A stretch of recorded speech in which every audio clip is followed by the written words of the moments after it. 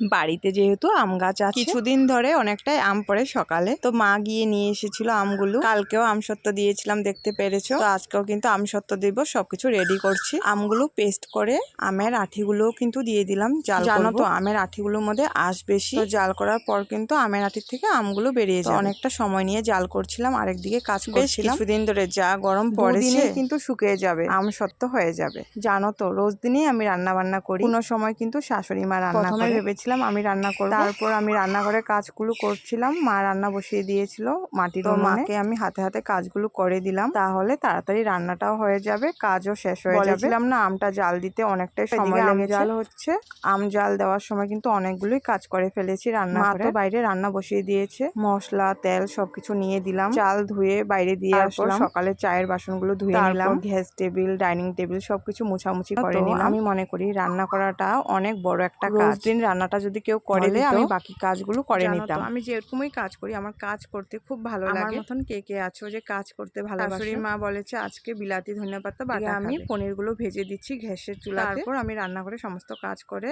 চলে আসলাম আমার রুমে। তখন সময় ছিল 11:30। বাবু 20 মিনিট পর স্কুল থেকে চলে আসবে। স্কুল থেকে আসার পর আমি ওআরএস দিয়ে খেতে আসার সাথে সাথে দেই না, 10 মিনিটের মতন রেস্ট করে নেয়, তারপর ওআরএসটা দেই। রকমেরই ফ্লেভার থাকে। আজকে কিন্তু আমি স্ট্রবেরির ফ্লেভারে বানিয়েছি ওআরএস। ডক্টর কাছে গিয়েছিলাম বাবুকে নিয়ে। এখন মারির দাঁত ওর মধ্যে মধ্যে দাঁত ব্যথা করে, মারি অ্যান্টিবায়োটিক ওষুধ দিয়েছে আর একটা মলম দিয়েছে মারিতে লাগানোর জন্য। শাশুড়ি মার রান্নাও কমপ্লিট। পনিরের তরকারি, ফলের পুর, ডাল ছিল, মিষ্টি আলু পাতার শাক, বিলাতি ধনেপাতা, চাগুলো কাঁচা লঙ্কা দিয়ে পেস্ট করেছি। এখন কিন্তু নুন তেল দিয়ে গরম ভাতের ভাপা দিয়ে। সুন্দর গল্পটা তোমাদের কেমন লাগলো অবশ্যই কিন্তু জানিয়ে যেও। ভালো থাকো, সুস্থ থাকো, আর একটা সুন্দর গল্প নিয়ে তোমাদের সামনে হাজির হব।